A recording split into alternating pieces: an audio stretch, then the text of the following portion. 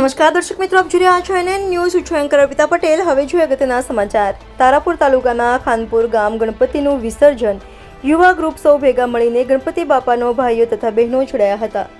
વધુ સંખ્યામાં જોવા મળ્યા હતા. વરઘોડો કાઢવામાં આવ્યો હતો. સાંજના 3 થી 6 સુધી વરઘોડો ગામમાં ફર્યો હતો.